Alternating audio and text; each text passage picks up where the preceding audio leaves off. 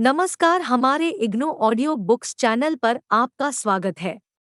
इंदिरा गांधी राष्ट्रीय मुक्त विश्वविद्यालय सतत शिक्षा विद्यालय प्रमाण पत्र कार्यक्रम पोषण एवं बाल देखभाल में सर्टिफिकेट सीएनसीसी एक समुदाय के लिए पोषण बीएलओसी के 3 समुदाय और पोषण इकाई 9 शिशुओं तथा शाला पूर्व बच्चों के लिए आहार नियोजन 9.1 प्रस्तावना वृद्धि तथा विकास जीवन के अनिवार्य अंग है, परंतु यह भी जान ले कि वृद्धि का स्वरूप हमेशा एक सा नहीं रहता।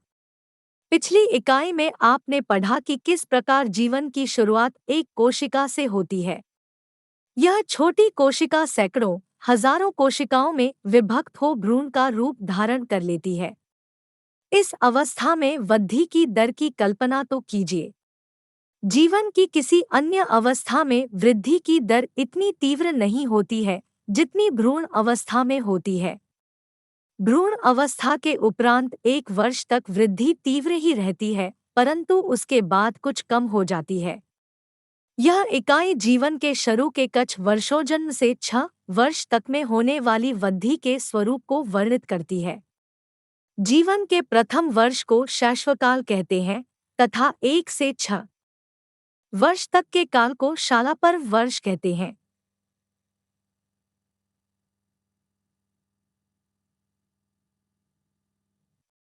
शैशवकाल तथा शालापर्व अवस्था दोनों ही बच्चे के जीवन में बेहद महत्वपूर्ण है, क्योंकि यही समय है जब बच्चे के स्वस्थ भविष्य की नींव पड़ती है। वृद्धि के स्वरूप में होने वाले परिवर्तन पोषक तत्वों की आवश्यकता को प्रभावित करते हैं।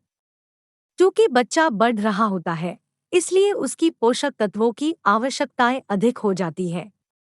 इसके अतिरिक्त जैसे जैसे बच्चा बढ़ता है, भोजन के स्वाद संबंधी रुचियाँ, खाद्य संबंधी विज्ञापन, अभिभावकों तथा दोस्तों की पसंद बच्चे के द्वारा खाए जाने वाले भोजन को प्रभावित करते हैं। बच्चों के आहार नियोजन के लिए पोषक तत्वों की अपेक्षित मात्रा क्या होती है? ये तत्व क्यों आवश्यक है और किन खाद्य पदार्थों में ये मिलते हैं? इन सब की जानकारी ही काफी नहीं है, परंतु हमें यह भी ज्ञात होना चाहिए कि किस प्रकार खाद्य पदार्थों को मिलाकर प्रयोग करें, जिससे पोषक तत्वों की आवश्यकता की भी पूर्ति हो सके और साथ ही साथ आहार आकर्षक तथा स्वादिष्ट लगे। इस इकाई में शिशु तथा शालापर्व बच्चों के लिए संतुलित भोजन की योजना बनाने, पकाने तथा उनको आहार देते समय ध्यान देने योग्य बातों की विस्तृत जानकारी दी गई है। इस इकाई को पढ़ने के बाद आप बहुत से उन प्रश्नों का उत्तर दे सकेंगे जो कि बच्चों के आहार के संबंध में सामान्यतः पूछे जाते हैं, जैसे शिशुओं को ठोस आहार देना कब प्रारंभ करना चाहिए, माँ के दूध के अतिरिक्त कौन से अन्य खाद्य पदार्थ शिशुओं को दिए जा सकते हैं, शालापूर्व बच्चों की पसंद नापसंद को ध्यान में रखकर उनके लिए किस प्रकार के पौष्टिक आहार का प्रबंध किया जाए, शालापूर्व बच्चों के लिए उत्तम अल्पाहार व्यंजन कौन से हैं। उद्देश्य: इस इकाई को पढ़ने के पश्चात आप टाइम्स शैशवकाल तथा शालापूर्व आयु की अवधि का वर्णन कर सकेंगे। टाइम्स वृद्धि तथा विकास के लिए ये अवधियां निर्णायक क्यों हैं, इसे समझा सकेंगे। टाइम्स शिशुओं तथा शालापूर्व बच्चों की पोषक तत्व संबंधी आवश्यकताओं का वर्णन कर सकेंगे। टाइम्स स्तनपान तथा पूरक आहार, माता के दूध के अतिरिक्त आहार के महत्व का वर्णन कर सकेंगे तथा टाइम्स शिशुओं तथा शालापूर्व बच्चों के लिए आहार नियोजन करते समय ध्यान रखने योग्य बातों को बता सकेंगे। 9.2 शिशु जन्म से 1 वर्ष तक का बच्चा शिशु कहलाता है। जीवन का प्रथम वर्ष तीव्र वृद्धि तथा विकास की अवधि है। जैसा कि आप पहले से जानते हैं, वृद्धि का अर्थ है शरीर के आकार में वृद्धि। जन्म के समय शिशु का भार लगभग 2.5 से 3 किलो होता है तथा लंबाई 50 सेमी होती है। तीव्र वृद्धि के कारण 5 महीने में शिशु का भार बढ़कर अपने जन्म भार से 2 गुना तथा 1 वर्ष तक जन्म के भार से 3 गुना ज्यादा हो जाता है। चित्र 9.1 जरा इस वृद्धि दर पर विचार कीजिए। आपने देखा कि एक वर्ष में भार 3 किलो से बढ़कर 9 किलो हो जाता है। जीवन में किसी अन्य काल में वृद्धि की दर इतनी अधिक नहीं होती है। एक वर्ष के अंत तक शरीर की सामान्य लंबाई भी, जो जन्म के समय 50 सेमी होती है, बढ़कर लगभग 75 सेमी हो जाती है। विवरण के लिए स्क्रीन को देखें। चित्र 9.1। जन्म से लेकर 12 महीने तक के शिशु का औसत शरीर भार। आता भार लंबाई में बढ़ोतरी बच्चे की वृद्धि को निर्धारित करने के लिए सबसे उत्तम सूचक है। एक वर्ष तक प्रत्येक महीने बच्चे के शरीर का भार तोलते रहने से उसकी वृद्धि के स्वरूप का अच्छा अनुमान लगाया जा सकता है। प्रथम वर्ष में लंबाई भार में बढ़ोतरी के साथ साथ शिशु के शरीर के ऊतकों अंगों तंत्रों में भी परिवर्तन होते हैं। मांसपेशियों का आकार बढ़ जाता है तथा वे और दृढ़ हो जाती है। हड्डियों की लंबाई भी बढ़ जाती है। मस्तिष्क, गर्दे और पाचन तंत्र की कार्यक्षमता में सुधार होता है।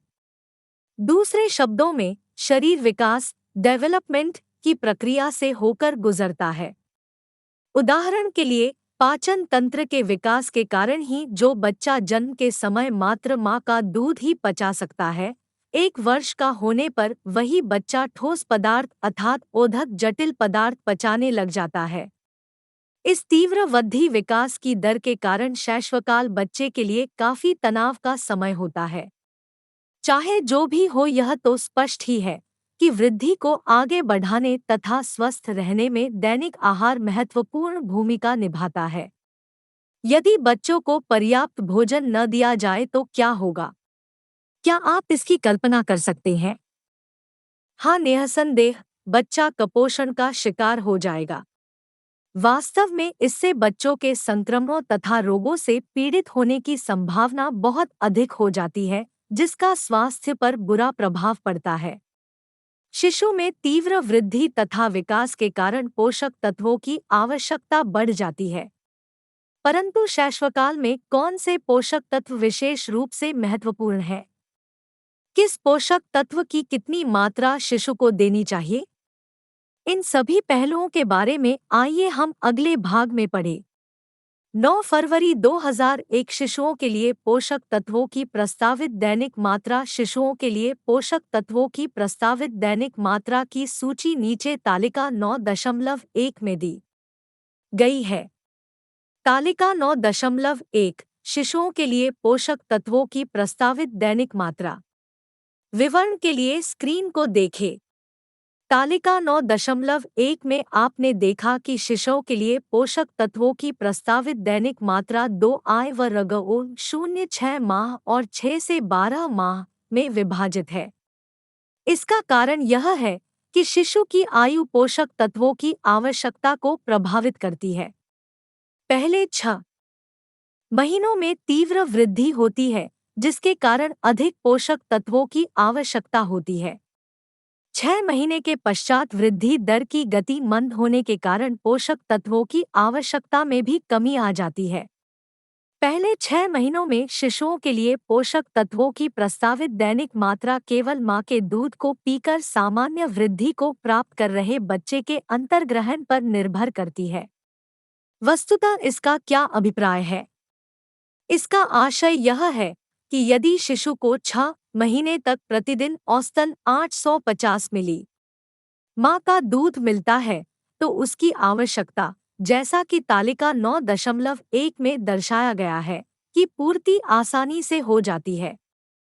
आता प्रथम 6 महीने के शिशु के लिए तालिका 9.1 में दी गई प्रस्तावित दैनिक मात्रा विशेषतः उन शिशुओं के लिए मार्गदर्शिका है जिनको किसी कारणवश अपनी मां का दूध नहीं मिल पाता।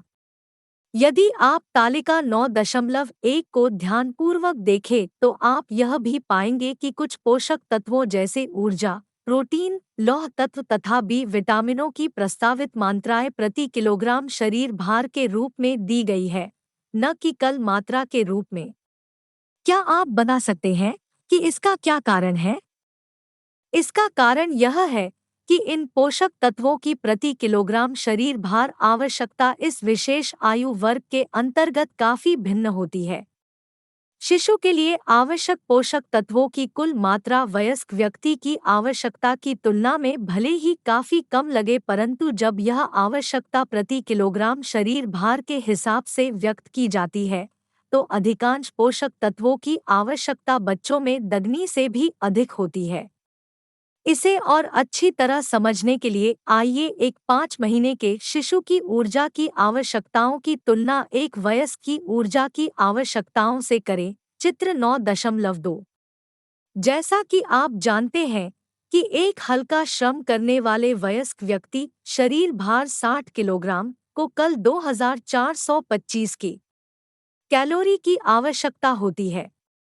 इस ऊर्जा की आवश्यकता को यदि प्रति किलोग्राम शरीर भार के रूप में व्यक्त किया जाए तो ये लगभग 40 की कैलोरी प्रति किलो शरीर भार होती है। चित्र 9.2 में ऊर्जा की यह प्रस्तावित दैनिक मात्रा 100% के रूप में ली गई है, जबकि दूसरी तरफ शिशु की प्रति किलोग्राम शरीर भार कैलोरी की आवश्यकता काफी अधिक होती है, 108 की कैलोरी प्रति किलो शरीर भार। आप देख रहे हैं कि यह वयस्क की आवश्यकता की तुलना में 2 गुना से भी अधिक है, परंतु शिशु की कैलोरी की कुल आवश्यकता काफी कम आती है, अर्थात 108x5 से 540 की कैलोरी, क्योंकि 5 महीने के शिशु का शरीर भार लगभग 5 किलोग्राम ही होता है। चित्र 9.2 वयस्क की तुलना में शिशुओं की पोषक खुराक विवरण के लिए स्क्रीन को देखें। आप सुन रहे ऑडियो लर्न इग्नू को। जैसा कि आप जानते हैं, जीवन का प्रथम वर्ष तेज वृद्धि की अर्वाद है, अतः इस आय में ऊर्जा की आवश्यकता सबसे अधिक होती है। ऊर्जा के साथ साथ प्रोटीन तथा कुछ अन्य सुरक्षात्मक पोषक तत्वों जैसे कैल्शियम, लौह तत्व, विटामिन सी तथा विटामिन ए की भी आवश्यकता काफी अधिक होती है। ऐसा क्यों? आप जानते हैं कि प्रथम वर्ष के दौरान ऊतकों की वृद्धि तथा शरीर निर्माण काफी अधिक होता है। इसी कारण प्रोटीन तथा विटामिन ए की आवश्यकता अधिक होती है। हड्डियों तथा पेशी तंत्र का विकास तीव्र गति से होता है तथा उनमें कैल्शियम का संचय भी काफी होता है, इसीलिए कैल्शियम की आवश्यकता अधिक होती है। रक्त की मात्रा में भी वृद्धि के कारण रक्त कोशिकाओं में हीमोग्लोबिन के निर्माण के लिए अधिक लौह तत्व की आवश्यकता होती है। बोध प्रश्न 1-2 बताइए कि निम्नलिखित कथन सही है या गलत। अपने उत्तर के कारण बताइए। क शिशुओं के लिए कुछ पोषक तत्वों की प्रस्तावित मात्राएं प्रति किलोग्राम शरीर भार में व्यक्त की जाती हैं। सही गलत। ख शैशवकाल में लौह तत्व की आवश्यकता प्रति किलोग्राम शरीर भार कम होती है। सही गलत। ग प्रथम वर्ष में शिशु का भार हर 6 महीने में एक बार अवश्य लेना चाहिए। सही गलत। घ प्रथम वर्ष में शिशु की लंबाई में भार की अपेक्षा अधिक वृद्धि होती है। सही गलत। न प्रथम 6 महीने के शिशु के लिए दी गई प्रस्तावित दैनिक मात्रा उन शिशुओं के लिए मार्गदर्शिका है जिनको किसी कारणवश अपनी मां का दूध नहीं मिल पाता। सही गलत। 9 फरवरी 2002 शिशुओं के लिए आहार नियोजन। यह स्पष्ट है कि शैशवकाल में पोषक तत्वों की आवश्यकताएं काफी अधिक होती है। अतः विचार करने योग्य निर्णायक पहल यह है कि इन आवश्यकताओं की पूर्ति कैसे की जाए। ऐसे कौन से खाद्य पदार्थ शिशुओं को दिए जाने चाहिए जिनसे उनकी पोषक तत्वों की आवश्यकताओं की पूर्ति हो सके। इस भाग में इन पहलुओं पर विस्तार से चर्चा की गई। आप जानते हैं कि सामान्यतः शिशुओं को दिए जाने वाला पहला भोजन मां का दूध ही है। शुरू के कुछ महीनों तक शिशु को मां के दूध से सभी आवश्यक पोषक तत्व मिलते हैं।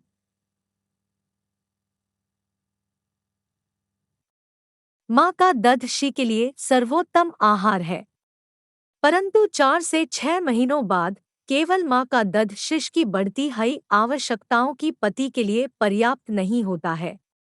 पोषक तत्वों की कमी को पूरा करने के लिए माँ के दूध के साथ साथ कुछ अन्य आहार देने की भी आवश्यकता होती है।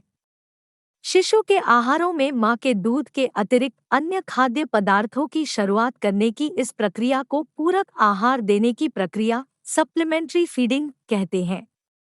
इस प्रक्रिया को स्तन्यमोचन वीनिंग भी कहा जाता है।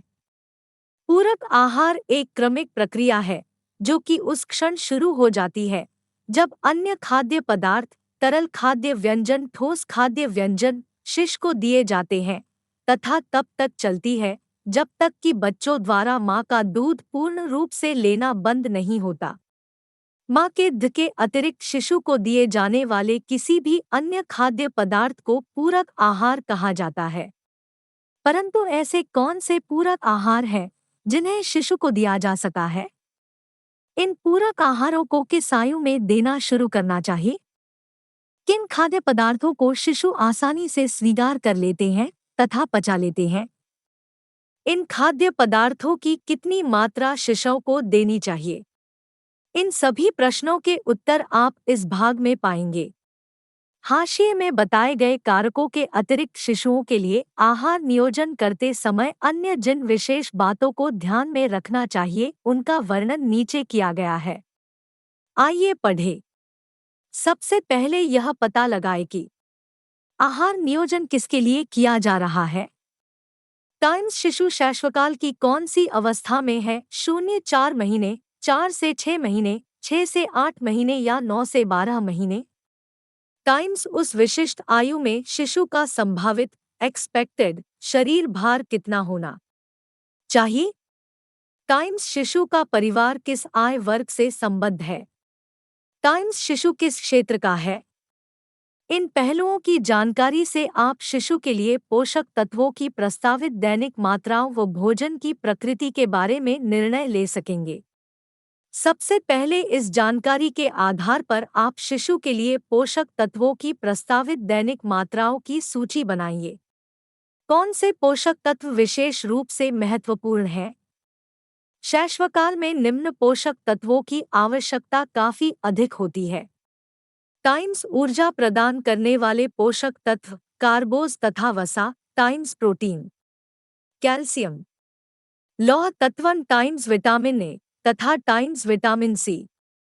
किन खाद्य पदार्थों का चयन करें?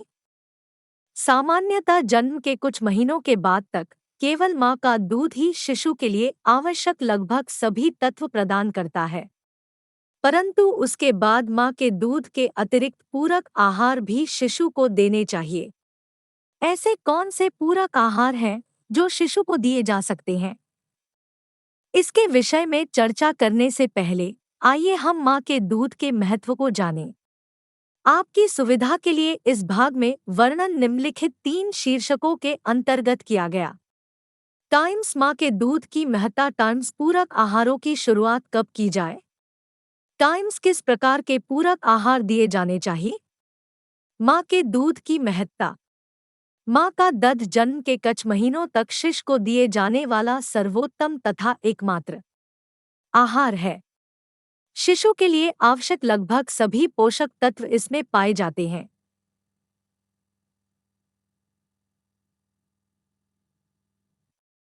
प्रसव के एकदम बाद जितनी जल्दी हो सके उतनी जल्दी शिशु को स्तनपान कराना आरंभ कर देना चाहिए, क्योंकि बच्चे के स्तन चसने से दग्ध निर्माण तीव्र हो जाता है।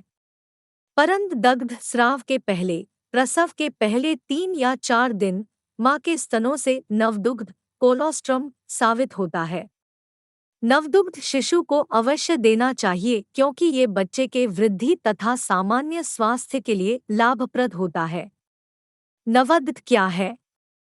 यह शिशुओं के लिए क्यों आवश्यक है? इन सभी पहलुओं पर जानकारी उल्लेखनीय वर्टिकल बार में दी गई है।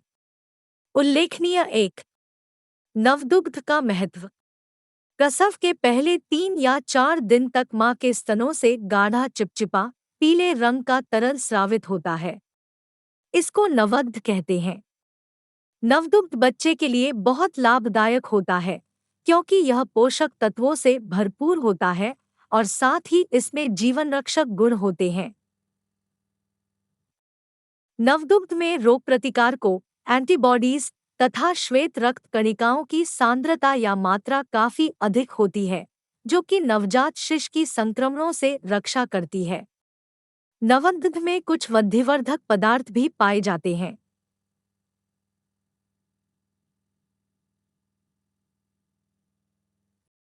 शिशु के शरीर में ये सभी पदार्थ नहीं पाए जाते तथा न ही उनके शरीर में इन पदार्थों के निर्माण की क्षमता होती है। ये पदार्थ केवल नवदुग्ध से ही प्राप्त होते हैं।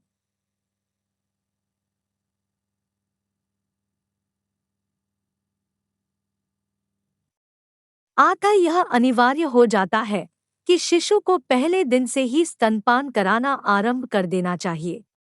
प्रसव के तीसरे या चौथे दिन बाद मां के स्तनों से दूध का स्राव शुरू होता है। ये दध शिशु के लिए सर्वाधिक पौष्टिक तथा संतुलित आहार है। मां का दूध शिशु के लिए आवश्यक सभी पोषक तत्व उचित मात्रा तथा अनुपात में प्रदान करता है।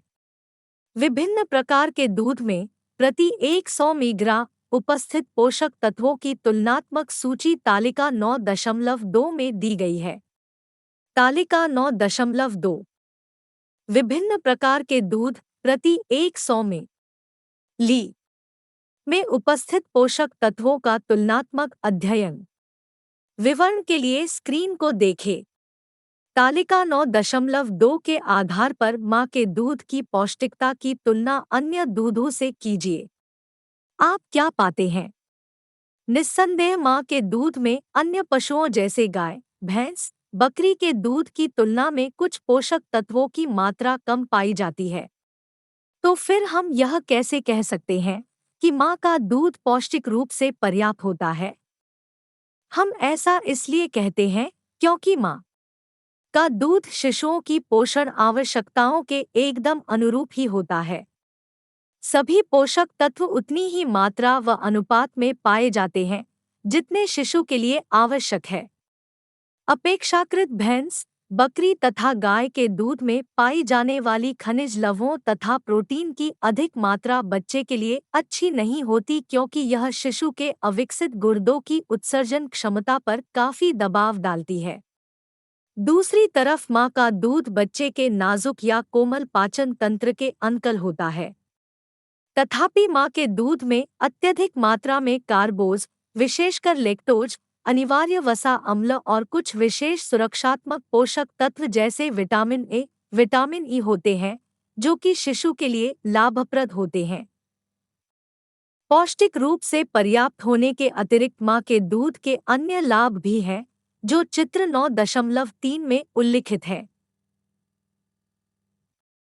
मां का दूध शिशुओं के लिए सर्वोत्तम आहार है। टाइम्स यह शिशु की संक्रमण व भोजन से होने वाली एलर्जी से सुरक्षा करता है। टाइम्स यह दूषण रहित होता है। टाइम्स यह सुरक्षित व आसानी से उपलब्ध होता है। टाइम्स यह किफ़ायती होता है। टाइम्स यह मां और बच्चे में सुदृढ़ संबंध को विकसित करने में सहायक होता है।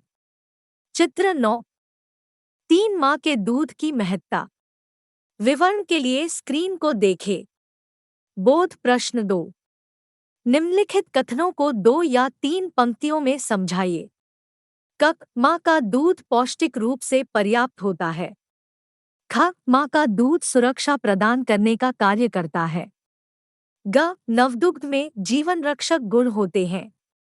पूरक आहार कब प्रारंभ किया जाना चाहिए? आपने देखा होगा कि कुछ परिवारों में ठोस आहार प्रारंभ करना धार्मिक अनुष्ठान से संबद्ध होता है, जिसे प्रायः अन्नप्राशन समारोह के रूप में मनाया जाता है। कुछ समुदायों में यह रीति जन्मोपरांत छठे महीने के आसपास मनाई जाती है, तो कुछ में इससे भी बाद 1 साल के आसपास मनाई जाती है। परंतु प्रश्न यह है कि बच्चों को पूरक आहार देने का सही समय कौन सा है? वस्तुतः 4 से 6 महीने के बीच का समय पूरक आहार प्रारंभ करने का उचित समय माना गया है। यदि इस समय से पूर्व आहार देना किया जाए तो अतिसार होने की संभावना हो सकती है और पूरक आहार प्रारंभ करने में ज्यादा देर की जाए तो अपेक्षाकृत कुपोषण होने का डर होता है। अतः 4 से 6 महीने के आसपास ही परंग आहार देना प्रारंभ कर दें। परंतु याद रखें, इसके साथ स्तनपान कराना जारी रखें। किस प्रकार के पूरक आहार देने चाहिए?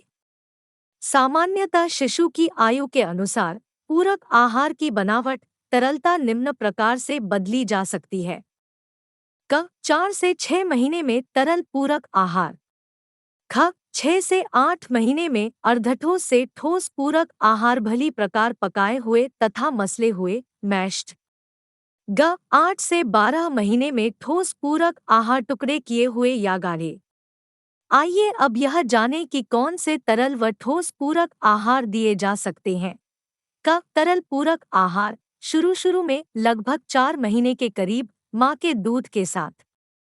कुछ तरल पूरक आहार जैसे फलों का रस, सूप या दूध के पूरक जैसे पशुओं का दूध दिए जा सकते हैं। चित्र 9.4। मौसम के फलों जैसे संतरा, मौसमी तथा अंगर के रस संरक्षात्मक पोषक तत्व जैसे विटामिन सी प्रदान करते हैं, जो कि माँ के दूध में पर्याप्त मात्रा में नहीं होते हैं। ताज़े फलों के रस के साथ साथ हरी सब्जियों का सूप दिया जा सकता है। सब बनाने के लिए सब्जियों को थोड़े से पानी व नमक के साथ उबालिए तथा फिर छलनी से छान लीजिए। यह छना हुआ तरल ही सूप है। छने हुए तरल को बच्चे को दीजिए। सब्जियों के सूप के अतिरिक्त दाल का पतला सूप भी दिया जा सकता है। 4 से 6 माह के शिशु को स्वच्छ व छना हुआ फलों का रस या सूप दें। विवरण के लिए स्क्रीन को देखें। चित्र 9। 4 शिशुओं के लिए तरल पूरक आहार। अब प्रश्न उठता है कि कितनी मात्रा में ये पूरक आहार दें। शुरू में फलों के रस में उबले हुए पानी की बराबर मात्रा मिलाकर पतला करके शिशु को देना चाहिए। लगभग 2 से 4 चाय के चम्मच जस दिया जा सकता है। इसके बाद धीरे धीरे जस सब की मात्रा बढ़ाई जा सकती है, परंतु याद रखें इसमें पानी की मात्रा कम कर दें। कुछ सप्ताह के बाद शिशु को 3 आउंस या 85 मिली आधे गिलास से थोड़ा कम संतरे का रस या सूप दिया जा सकता है। चेतावनी, फलों के रस व सूप को जब बहुत अधिक पानी मिलाकर पतला करके छाना जाता है तो उनसे पर्याप्त मात्रा में पोषक तत्व नहीं प्राप्त होते हैं। अतः इस बात की सलाह दी जाती है कि फलों के रस को पतला करने के लिए कम से कम पानी का उपयोग करना चाहिए या फिर फलों को मसले हुए रूप में बच्चे को देना चाहिए। इसी प्रकार बच्चों को दाल का पानी देने के स्थान पर उबली हरी दाल को अच्छी तरह मसल कर देना चाहिए। अर्धवेस और ठोस पूरक आहार। जैसे जैसे शिशु बड़ा होता है, उसको दिए जाने वाले पूरक आहार का स्वरूप बदल जाता है। तरल पूरक आहार के स्थान पर धीरे धीरे अर्धठोस व ठोस पूरक आहार देना शुरू कर दिया जाता है। पहला ठोस पूरक आहार जो लगभग 5 से 6 महीने के करीब दिया जाता है, सामान्यतः उस समुदाय विशेष में खाए जाने वाले मुख्य खाद्यान्न स्टेपल फूड से बना पतला तरल दलिया होता है। चित्र 9.5। ये दलिया किसी भी अनाज जैसे गेहूं, चावल, सूजी आदि में दूध व चीनी मिलाकर बनाया जा सकता है। इस तरह के व्यंजन को मूल मिश्रण बेसिक मिक्स कहते हैं, अर्थात जब मुख्य खाद्यान्न अनाज में एक अन्य खाद्य पदार्थ प्रोटीन का स्रोत मिला दिया जाए। दक्षिण भारत में शिशुओं को दिया जाने वाला मुख्य मूल मिश्रण रागी कांजी है, जबकि उत्तर भारत में सजी की खीर दी जाती है। कुछ अन्य मल मिश्रणों के उदाहरण व उनको बनाने की विधि इस खंड के अंत में परिशिष्ट 3 में दी गई है। दलिया किसी भी अनाज जैसे मक्का, ज्वार, साबूदाना, सूजी आदि के आटे से बनाया जा सकता है। इसलिए में 1/4 या आधा चाय का चम्मच ARF पाउडर यानी अंकुरित गेहूं का आटा मिला देने से ये गाढ़ा नहीं होता है तथा बच्चे इसे आसानी से निगल सकते हैं। ये अंकुरित गेहूं का पाउडर क्या है? हम दलिए में इसके प्रयोग की सलाह क्यों दे रहे हैं? गाढ़े दलिए को पतला करने में इसकी क्या भूमिका है? इस रोचक तथ्य के बारे में जानकारी उल्लेखनीय 2 में दी गई है। 6 माह से पतला तरल दलिया और मसले हुए फल व सब्जियां दें। चित्र 9.5 शिशु के लिए अर्धवेस आहार। विवरण के लिए स्क्रीन को देखें। दलिए के अतिरिक्त लगभग 5 से 6 महीने में अच्छी तरह पकाए हुए तथा मसले हुए स्टार्चयुक्त फल व सब्जियां भी दी जा सकती हैं। जड़ व मूलकंद जैसे आल, शकरकंदी, रताल, सब्जियों में गाजर, हरी पत्तेदार सब्जियां मसलकर बच्चे को दी जा सकती हैं।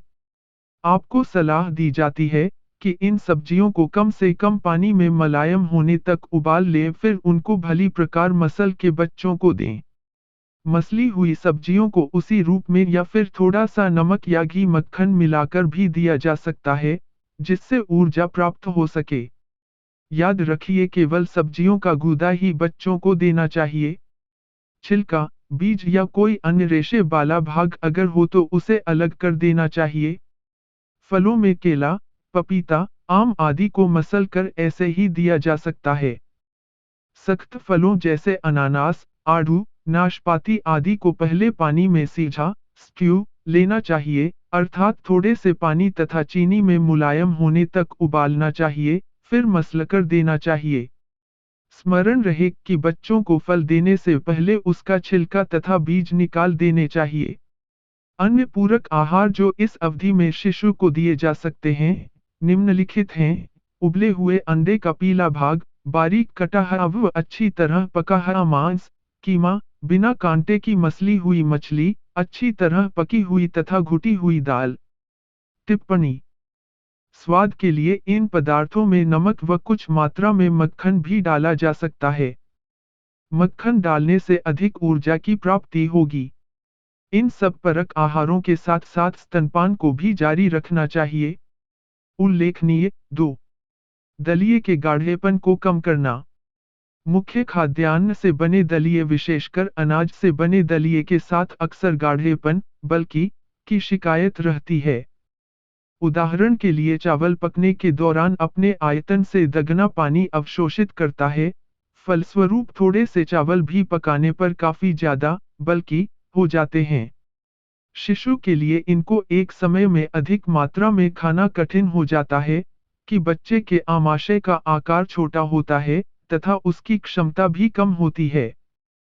तो फिर ऐसे में क्या करें? इसका एक उपाय यह हो सकता है, कि हम इस प्रकार के लय में पानी मिलाकर इसे पतला कर बच्चे को दें। परंतु ऐसा करके कहीं आप लिए की पौष्टिकता कम तो नहीं कर रहे? प्रायः हमें ऐसा नहीं करना चाहिए। इसकी बजाय गाढ़े भारी लिए को पतला करने के लिए इसमें amylase rich food, amylase rich food, यानी कि ARF, कुछ मात्रा में डालना चाहिए। परंतु ये ARF क्या है? वस्तुतः ARF अंकुरित दाने से प्राप्त पाउडर है। अंकुरित दाने से बने पाउडर में बेहद सा एमाइलेस, एक एंजाइम, पाया जाता है, जो कि लिए की पोषक मूल्य को कम किए बिना ही उसको मुलायम, पतला तथा आसानी से खाने योग्य बना देता है। ARF बनाने के लिए मां को कुछ ज्यादा मेहनत नहीं करनी होगी। केवल 200 ग्राम गेहूं के दानों को अंकुरित कर लें। गेहूं के दानों को आयतन के हिसाब से 3 गने पानी में 12 घंटे के लिए भिगोइए तथा फिर उनको गीले कपड़े में बांधकर 48 घंटे के लिए रख दीजिए। फिर अंकुरित दानों को धूप में 6 से 8 घंटे सुखा लें। इसके बाद दानों में से अंकुर अलग करके बचे हुए दानों को पीसकर उसका चूर्ण पाउडर तैयार हो जाएगा। चित्र 9.6। चित्र 9.6 ARF बनाने की विधि। विवरण के लिए स्क्रीन को देखें। अन्य अनाज जैसे बाजरा, ज्वार, मक्का का प्रयोग भी इस तरह के ARF पाउडर बनाने में किया जा सकता है। इस पाउडर को हवा बंद डिब्बे में 1 महीने के लिए रखा जा सकता है। ये एक बच्चे के लिए 30 दिन तक पर्याप्त होगा। दलिए में इस आटे की थोड़ी सी मात्रा 1 से 2 ग्राम, यानी कि 1/4 चाय के चम्मच के बराबर पाउडर की मात्रा का प्रयोग कीजिए। आप देखेंगे कि इस प्रयोग से दलिया पतला हो जाता है, जो कि शिश द्वारा आसानी से निगला भी जा सकता है। ठोस पूरक आहार। आपने देखा होगा कि 8 महीने के आसपास बच्चे के दांत निकलने शुरू हो जाते हैं। अब टुकड़े किए हुए तथा गाढ़े, लंपी खाद्य पदार्थों को शुरू करने का उचित समय है। पहले जो खाद्य पदार्थ उबालकर तथा मसलकर दिए जाते थे वही खाद्य पदार्थ अब उबालकर किंतु छोटे छोटे टुकड़ों में काटकर शिशु को देने चाहिए। उदाहरण के लिए आलू व गाजर जैसी सब्जियां उबालकर छोटे छोटे टुकड़ों में काटकर देनी चाहिए। मांस तथा मछली को उबालकर बिना मसले ऐसे ही छोटे टुकड़ों में शिशु को देना चाहिए। इस अवस्था में अच्छी तरह गले हुए चावल व रोटी के टुकड़े भी दिए जा सकते हैं। जब बच्चे के दांत निकल रहे हों तब उनको अधिक करमुरे खाद्य पदार्थ जैसे बिस्कुट, टोस्ट, रस्क या कच्ची गाजर का टुकड़ा या फल का टुकड़ा, बीज व छिलका निकालकर देना लाभदायक होता है, क्योंकि ये खाद्य पदार्थ चबाए जाते हैं और चबाना शिशु के लिए अच्छा है। ये खाद्य पदार्थ दांत निकलने में सहायता करते हैं तथा इससे मसलों का व्यायाम भी होता है। फल, सब्जियों के अतिरिक्त गाढ़ा दलिया भी शिशुओं को दिया जा सकता है। पहले आपने मूल मिश्रण अर्थात अनाज का दलिया, जो कि दूध व चीनी के साथ मिलाकर बनाया जाता है, के बारे में पढ़ा। अब दूध के अतिरिक्त अन्य खाद्य पदार्थों जैसे दालें, पशुजन्य खाद्य पदार्थ, हरी पत्तेदार सब्जियां, अन्य सब्जियां भी मुख्य खाद्य पदार्थ में डालकर वह मिश्रण बनाया जा सकता है।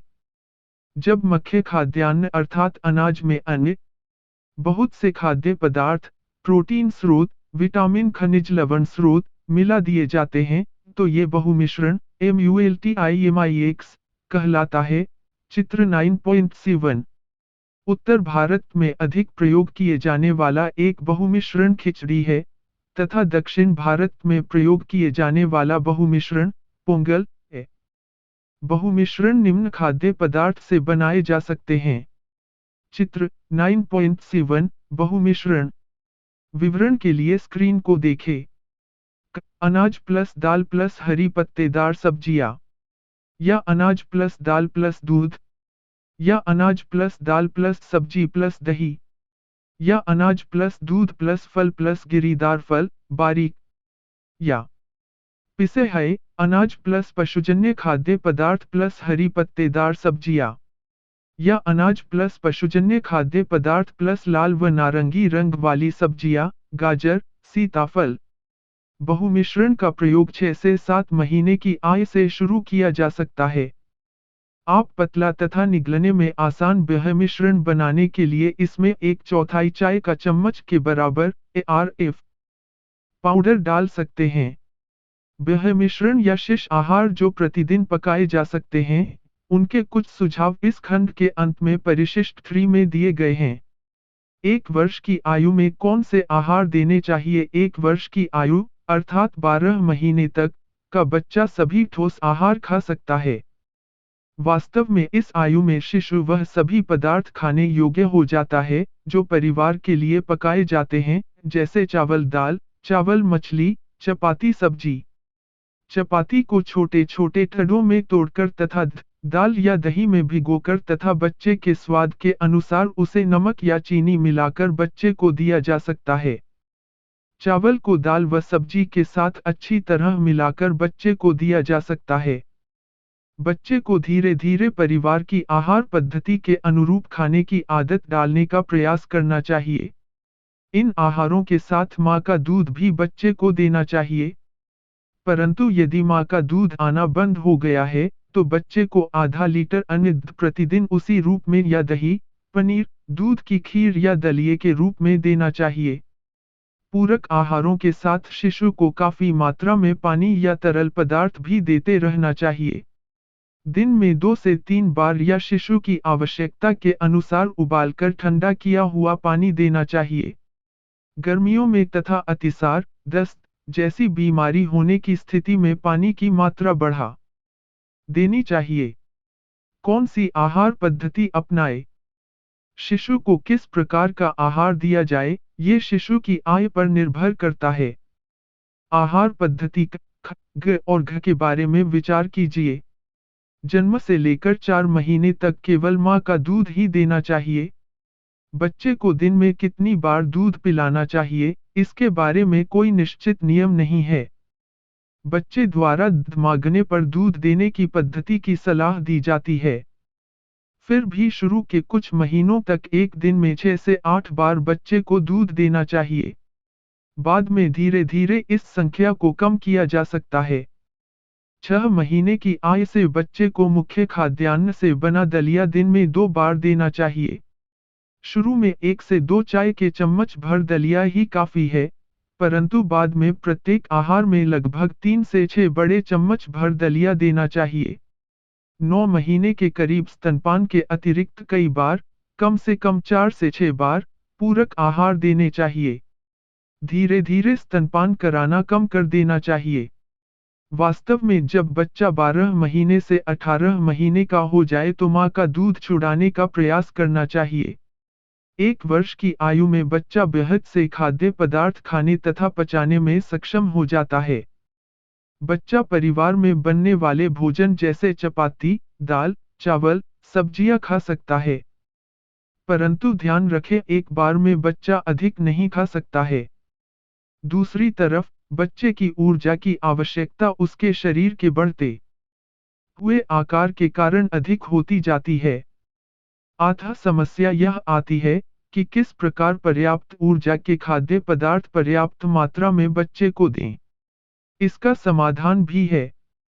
आप बच्चे को अधिक बार, थोड़े थोड़े अंतराल में भोजन दीजिए। स्तनपान के अतिरिक्त दिन में 5 से 6 बार भोजन, अर्थात पूरक आहार, देना चाहिए तथा बच्चे के आहार में थोड़े से घी या तेल का प्रयोग करना चाहिए। विवरण के लिए स्क्रीन को देखें। उपर्युक्त चर्चा की प्रमुख बातें नीचे सारांश में याद रखने योग्य बातों में दी गई हैं। विवरण के लिए स्क्रीन को देखें। अभी तक की हमारी चर्चा से आपको शिशु के आहार के संबंध में काफी जानकारी मिल गई होगी। आइए अब एक और पहलू पर विचार करें। लता एक गृहिणी है, जिसने 2 सप्ताह पहले एक शिशु को जन्म दिया। अन्य माँओं की भांति उसने भी पहले दिन से ही अपने शिशु को स्तनपान कराना आरंभ कर दिया। परंतु उसने पाया कि वह अपने शिशु को ठीक प्रकार से स्तनपान नहीं करा पा रही है, क्योंकि उसके स्तनों से पर्याप्त रूप में दूध उत्पत्ति नहीं हो रही है। लता बहुत चिंतित हुई। उसने अपने डॉक्टर से परामर्श किया। डॉक्टर ने लता की समस्या को स्राव की असमर्थता, लैक्टेशन फेलियर की स्थिति बताया। स्राव की असमर्थता से तात्पर्य उसी स्थिति से है जब मां में दूध का स्राव पर्याप्त मात्रा में नहीं हो पाता है। इसी स्थिति में या दूध का स्राव बहुत कम होता है या फिर कभी कभी बिल्कुल नहीं होता। अब प्रश्न यह उठता है कि ऐसी स्थिति में लता को क्या करना चाहिए। हम जानते हैं कि शैशवकाल में पोषक तत्वों की आवश्यकता काफी अधिक होती है। ऐसे में लता किस प्रकार अपने बढ़ते हुए बच्चे की आवश्यकताओं की पूर्ति करे। ऐसी स्थिति में घबराने की कोई बात नहीं। लता तथा उसके जैसी बहुत सी अन्य माँओं के लिए दूध स्राव की असमर्थता की स्थिति में शिशु के आहार के बारे में विवरण उल्लेखनीय 3 में दिया गया है। उल्लेखनीय 3। दूध स्राव की असमर्थता में शिशु का आहार। यदि मां अपने शिशु को स्तनपान कराने में असमर्थ है, तो इस परिस्थिति में मां के दूध के विकल्प के रूप में शिशु को अन्य परक दिया जा सकता है। आमतौर पर विकल्प के रूप में शिशु को गाय या भैंस का दूध पिलाया जाता है। विभिन्न पशुओं के दूध में गाय का दूध ही शिशु के लिए सर्वोत्तम व अनुकूल होता है, क्योंकि इसके पोषक तत्वों की संरचना मां के दूध से काफी मिलती है। तालिका 9.2। परंतु अन्य पशुओं के दूध की भांति गाय के दूध में भी प्रोटीन की मात्रा मां के दूध में उपस्थित प्रोटीन की मात्रा से अधिक होती है। अतः इसे मां के दूध के समान बनाने के लिए स्वच्छ उबले हुए पानी में मिलाकर पतला करना पड़ता है, जिससे इसमें प्रोटीन की मात्रा कम हो सके और प्रोटीन का स्तर मां के दूध के वर्तमान स्तर जैसा हो सके। परंतु अब प्रश्न उठता है कि कितना पानी मिलाया जाए। शुरू के कुछ सप्ताहों में गाय के दूध व पानी का अनुपात 2:1 अर्थात 2 भाग पानी तथा भाग दूध होना चाहिए। बाद में पानी की मात्रा को धीरे धीरे कम कर देना चाहिए ताकि 2 से 3 माह तक दूध व पानी का अनुपात 3:1 हो जाए अर्थात 3 भाग दूध में सिर्फ 1 भाग पानी मिलाया जाए। इसके बाद 6 महीने के बच्चे को बिना पानी मिला केवल गाय का दूध ही दिया जा सकता है। आइए अब मां के दूध के विकल्प के रूप में शिशु को भैंस का दूध दिए जाने के बारे में विचार करें। भैंस के दूध को जिसमें की वसा की मात्रा बहुत अधिक होती है, अतः इसे पचाना कठिन होता है। पहले उबालना चाहिए तथा फिर कुछ समय के लिए रख देना चाहिए। फिर दूध के ऊपर बनी मलाई को हटा देना चाहिए। इससे वसा तथा प्रोटीन की मात्रा कम हो जाएगी। शुरू के 2 से 3 महीनों में इस दूध में पानी व दूध का अनुपात 3:1 होना चाहिए, अर्थात 3 भाग दूध तथा 1 भाग पानी। बाद में 2 से 3 महीने पश्चात बिना पानी मिला हुआ दूध दिया जा सकता है। यहाँ एक बात और ध्यान देने योग्य यह है कि मां के दूध में अन्य पशुओं के दूध की तुलना में शर्करा की मात्रा अधिक होती है।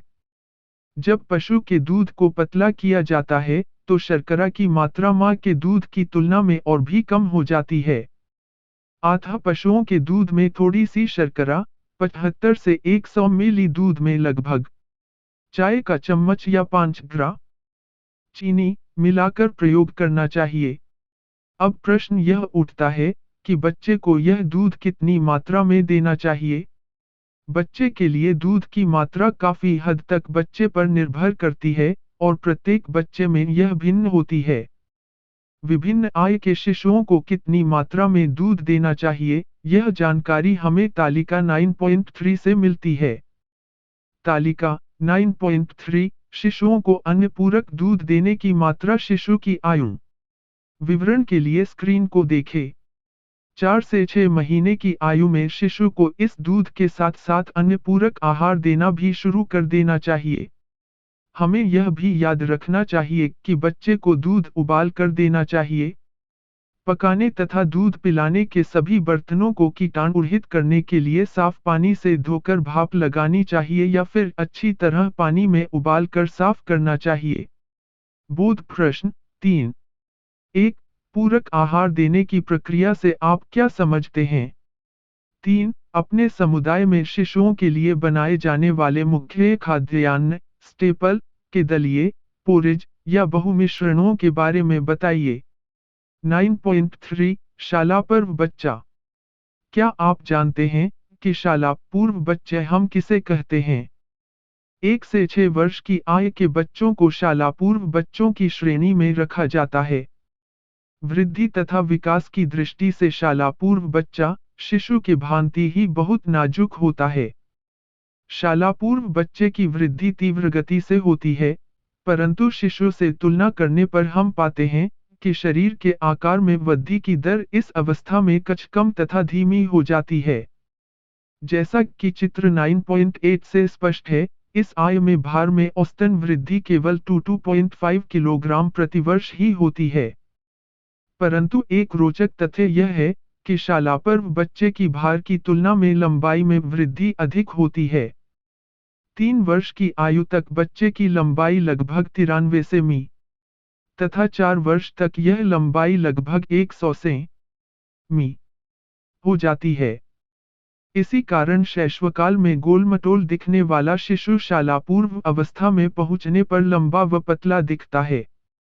शाला पूर्व बच्चे की एक अन्य विशेषता यह भी है कि उसकी शारीरिक क्रियाएं बढ़ जाती हैं। बालक मां पर निर्भर रहने की बजाय अब आत्मनिर्भर विशेषतः अपने शरीर को नियंत्रित करने में आत्मनिर्भर हो जाता है। बढ़ी हुई शारीरिक क्रियाएं तथा वृद्धि ही वह 2 कारण हैं जिनके फलस्वरूप शाला पूर्व अवस्था में अधिक पोषक तत्वों की आवश्यकता होती है। चित्र 9. 8 शाला पूर्व बच्चों की औसतन ऊंचाई भार। विवरण के लिए स्क्रीन को देखें। शरीर भार में नियमित रूप से वृद्धि बच्चे के पूर्ण स्वास्थ्य तथा पोषण स्तर का महत्वपूर्ण सूचक है। इसलिए दूसरे वर्ष में बच्चे का हर 3 महीने में एक बार तथा बाद के वर्षों में स्कूल जाने तक के हर वर्ष में एक बार शरीर का वजन कर लेने से उसकी वृद्धि के बारे में अच्छी जानकारी मिलती है। इससे वृद्धि की कोई भी अनियमितता अर्थात भार में बढ़ोतरी न होना का आसानी से पता लगाया जा सकता है तथा उसका उपचार किया जा सकता है। यहाँ यह उल्लेख करना महत्वपूर्ण है कि बाल्यावस्था के प्रारंभिक वर्षों अर्थात 1 से 6 वर्ष के दौरान वृद्धि में रह गई कमी को पुनः प्राप्त कैच अप ग्रोथ किया जा सकता है। यहाँ पहले से अप्राप्त वृद्धि को प्राप्त करने से हमारा क्या तात्पर्य है? इसको समझने के लिए आप एक ऐसे बच्चे के बारे में विचार करें जिसकी वृद्धि नहीं हो रही है, अर्थात बच्चे की लंबाई कम है, भार उसी आय के अन्य बच्चों की तुलना में बेहद कम है।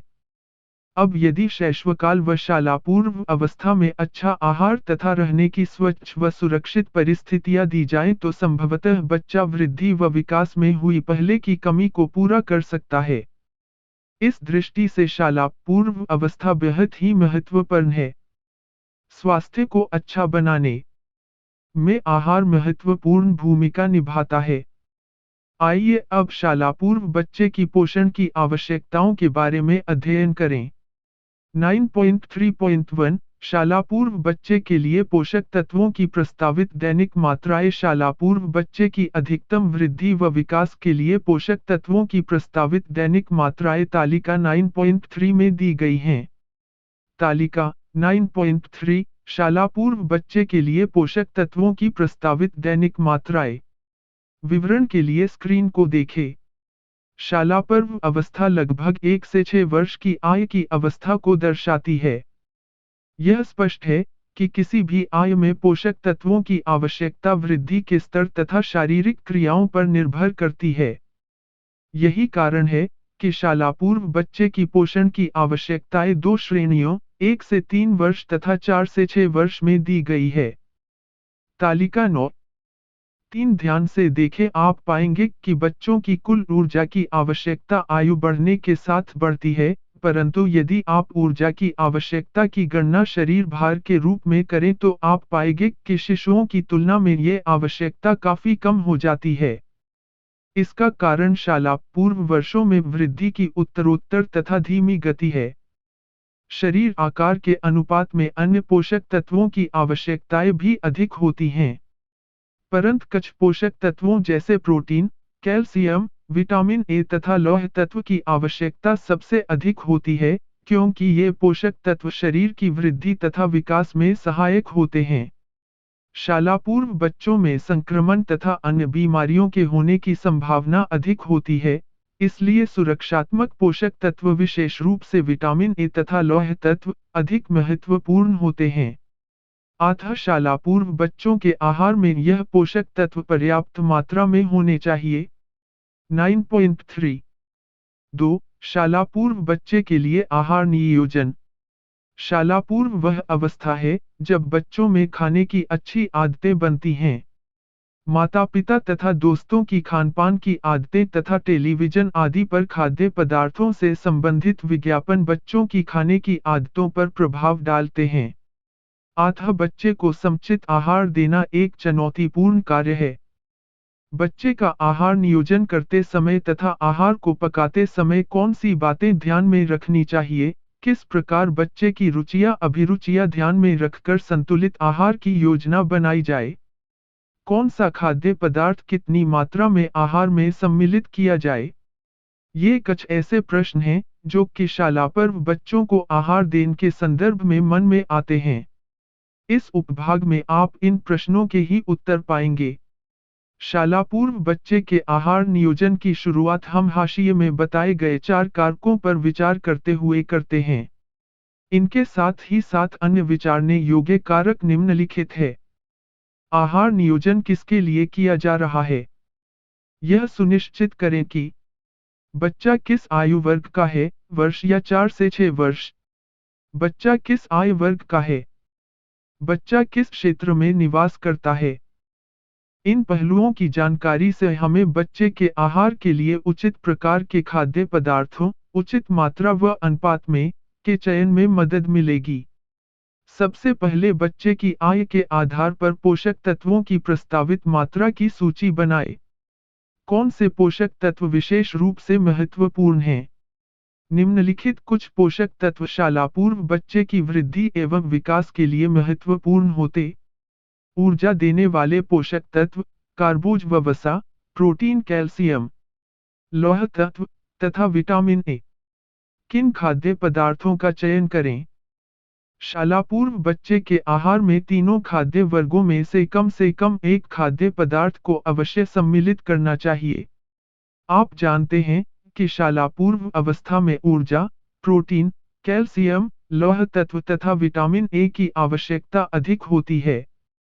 अतः हमें आहार में अधिक ऊर्जा युक्त खाद्य पदार्थ विशेषकर अनाज, प्रोटीन युक्त खाद्य पदार्थ विशेषकर दालें, मांस, अंडा, कैल्शियम युक्त खाद्य पदार्थ विशेषकर दूध से बने खाद्य पदार्थ तथा लौह तत्व युक्त खाद्य पदार्थ जैसे मांस, विशेषकर यकृत, दालें तथा हरी पत्तेदार सब्जियों का प्रयोग अधिक करना चाहिए। परिशिष्ट में ऊर्जा, प्रोटीन, कैल्शियम तथा लौह तत्व की प्रचुरता वाले खाद्य पदार्थों की सूची दी गई है। आप उपलब्धता, बच्चे की पसंद नापसंद के अनुसार खाद्य पदार्थों का चयन कर सकते हैं। विटामिन ए युक्त खाद्य पदार्थों के लिए आप चित्र 9.9 में बताए गए खाद्य स्रोतों में से एक या दो खाद्य पदार्थों का चयन कर सकते हैं। चित्र 9.9 शालापूर्व बच्चों को विटामिन ए की प्रचुरता वाले खाद्य पदार्थ दें। विवरण के लिए स्क्रीन को देखें। कौन सी आहार पद्धति अपनाएं? याद रखिए, हमेशा नियमित आहार पद्धति अपनाएं। दो आहारों के बीच बहुत लंबे या बेहद छोटे अंतराल से बचना चाहिए। शालापर्व बच्चा एक समय में अधिक नहीं खा सकता है। अतः बच्चे को आहार कम मात्रा में परंतु अधिक बार थोड़े थोड़े समय के अंतराल में देना चाहिए। शालापूर्व बच्चे के लिए एक दिन में 3 मुख्य आहार के अतिरिक्त 2 या 3 आहार के बीच के समय में देना फायदेमंद सिद्ध होगा। वास्तव में आहार पद्धति का चयन शालापर्व बच्चे की आय पर निर्भर करेगा। निम्नलिखित सूचियों क तथा ख में दी गई आहार पद्धतियों पर विचार कीजिए। प्रातःकालीन नाश्ता, दोपहर पूर्व आहार, दोपहर का आहार, दोपहर बाद का आहार, चाय, रात्रि का आहार, सोने के समय। प्रातःकालीन नाश्ता, दोपहर पूर्व आहार, दोपहर का आहार, चाय, रात्रि का आहार, सोने के समय। आहार पद्धति 1 से 12 वर्ष के बच्चे के लिए अपनाई जा सकती है। बच्चे का 3 से 4 घंटे के अंतराल में आहार देना चाहिए। एक दिन में कम से कम 2 से 3 बार प्रातः चाय के समय तथा सोने के समय अवश्य देना चाहिए। इसके अतिरिक्त दिन में 4 से 5 बार अधिक प्रोटीन व ऊर्जायुक्त ठोस खाद्य पदार्थ भी देने चाहिए। आहार पद्धति 3 से 5 वर्ष के बच्चे के लिए अपनाई जा सकती हैं। इस आय के बच्चों को एक दिन में 2 बार दूध देने के अतिरिक्त 3 मुख्य आहार, नाश्ता, दोपहर का आहार तथा रात्रि का आहार तथा मुख्य आहारों के बीच में अन्य पौष्टिक खाद्य पदार्थ जैसे पौष्टिक अल्पाहार देने चाहिए। याद रखिए, यदि बच्चे को ऊर्जा प्रोटीन युक्त खाद्य पदार्थ बिना भोजन की मात्रा भार बढ़ाए दिए जाएंगे तो बच्चा स्वस्थ तथा हष्टपुष्ट रहेगा। शालापूर्व बच्चे के लिए कौन से खाद्य पदार्थ अल्पाहार उपयुक्त हैं? स्थानीय रूप से उपलब्ध अनाज व दाल से बना कोई भी अल्पाहार व्यंजन शालापूर्व बच्चे के लिए बनाया जा सकता है, परंतु निश्चित करें कि अल्पाहार से औसतन 300 से 400 की कैलोरी बच्चे को मिलनी चाहिए। परंतु इस बात का भी ध्यान रखिए कि बच्चे को दिए जाने वाले व्यंजन का भार बहुत अधिक न हो। अल्पाहार मुख्य आहारों का पूरक होना चाहिए, न कि अल्पाहार मुख्य आहारों के स्थान पर दिया जाना चाहिए। अल्पाहार ऐसे होने चाहिए जो कि पकाने में आसान हो तथा बच्चा उनको आसानी से ग्रहण कर सके। शालापूर्व बच्चों के लिए उपयुक्त कुछ अल्पाहार परिशिष्ट 5 में दिए गए हैं। अन्य ध्यान देने योग्य विशेष बातें क्या हैं? 1. खाना पकाते समय बच्चा तनावयुक्त तथा प्रसन्नचित होना चाहिए। यदि बच्चों को अपने आप खाने दिया जाए तो वे खाने का अधिक मजा उठा पाते हैं। बच्चे के लिए स्वयं खाना तब और भी आसान हो जाता है जब खाद्य पदार्थ को छोटे आहार के टुकड़ों में काट दिया जाए जिनको बच्चा आसानी से उठाकर मुंह में रख सके। सब बच्चे उन खाद्य पदार्थों को खाना अधिक पसंद करते हैं जिन्हें वह अपनी अंगुलियों से आसानी से उठा सकते हैं। 2. जब बच्चे को नए खाद्य पदार्थ देने शुरू करने हों तो एक समय में एक ही नया खाद्य पदार्थ दें। प्रथम बार खाद्य पदार्थ कम मात्रा में ही दें। बच्चे का उस खाद्य पदार्थ को पसंद या नापसंद करने का निर्णय स्वयं लेने दें। बच्चे को जोर जबरदस्ती से उस खाद्य पदार्थ की स्वीकृति के लिए मजबूर न करें। बच्चे को कोई विशेष खाद्य पदार्थ जबरदस्ती खिलाने से बच्चे का उसके प्रति नकारात्मक रवैया बन जाता है। यदि बच्चा कोई विशेष खाद्य पदार्थ अस्वीकार कर दे तो कुछ सप्ताह तक इंतजार कीजिए तथा फिर कुछ समय बाद उस खाद्य पदार्थ को बच्चे को खिलाने का प्रयास करें। 3. शाला पूर्व अवस्था में बच्चे में कुछ पदार्थों के प्रति काफी अभिरुचियां, पसंद नापसंद बन जाती हैं, जिन्हें बदलना मुश्किल होता है। संभवतः वे कोई एक विशेष या कुछ आवश्यक खाद्य पदार्थों को खाना न चाहें। उदाहरण के लिए अधिकतर बच्चे हरी पत्तेदार सब्जियां तथा दूध पसंद नहीं करते हैं। ऐसी स्थिति में आपको सलाह दी जाती है कि उस खाद्य पदार्थ का प्रयोग कम करने के स्थान पर उसको किसी अन्य रूप में बदलकर बच्चे को दें, जैसे दूध की जगह दही, पनीर आदि दे सकते हैं। जो खाद्य पदार्थ बच्चे पसंद न करें, उन्हें बच्चे को उस समय पर दें जब बच्चा भूखा है। ऐसे में उस भोजन की स्वीकृति बढ़ जाती है। 4. माता-पिता का भोजन के प्रति रवैया अभिरुचि का बच्चे पर सरलता से प्रभाव पड़ता है।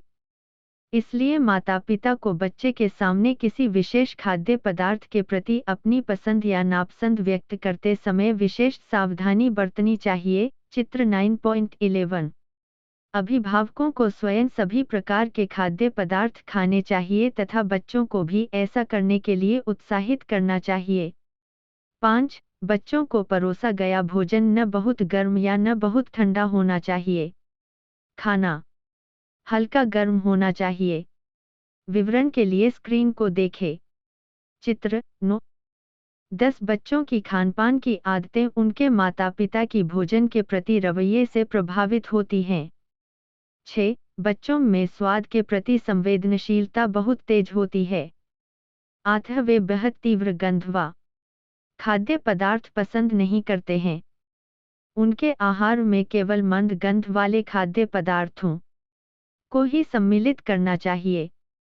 7. बहुत अधिक मसाले वाले, बहुत अधिक मीठे तथा तले हुए भोजन शाला पूर्व बच्चे के पाचन तंत्र में जलन पैदा करते हैं। 8. ऐसे भोजन के प्रयोग से बचना चाहिए। इसके अतिरिक्त बहुत अधिक रेशे वाले पदार्थ भी बच्चे के कोमल पाचन तंत्र को क्षति पहुंचाते हैं। 8. शाला पूर्व बच्चों के आहार में अधिक रेशे युक्त खाद्य पदार्थों को कम से कम सम्मिलित करना चाहिए। 8. शाला पूर्व बच्चे वास्तव में निरंतर सक्रिय नजर आते हैं, जिसके कारण उनका ध्यान खाने की तरफ आसानी से नहीं जाता है। 8. बच्चों के लिए ऐसा भोजन बनाने की आवश्यकता होती है जो देखने में आकर्षक हो तथा बच्चों का ध्यान एकदम उसकी तरफ चला जाए तथा बच्चा उसे खाने के लिए लालायित हो जाए। 9. यह अत्यधिक आवश्यक है कि बच्चा सुबह का नाश्ता ठीक प्रकार से करे। सुबह के नाश्ते से दिन की कैलोरी की कुल आवश्यकता का 1/3 भाग अवश्य मिलना चाहिए। सुबह अच्छा पौष्टिक नाश्ता खाने से बच्चे की शारीरिक व मानसिक क्षमता बढ़ती है।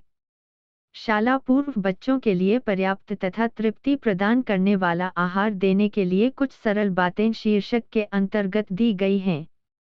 विवरण के लिए स्क्रीन को देखें। बोध प्रश्न 5। 1. बताइए निम्नलिखित कथन सही हैं या गलत। अपने उत्तर का कारण भी बताइए। यदि परक आहार प्रारंभ करने में विलंब हो जाए तो बच्चा 1 वर्ष की आयु में खाद्य पदार्थों को आसानी से स्वीकार नहीं करता है। सही गलत।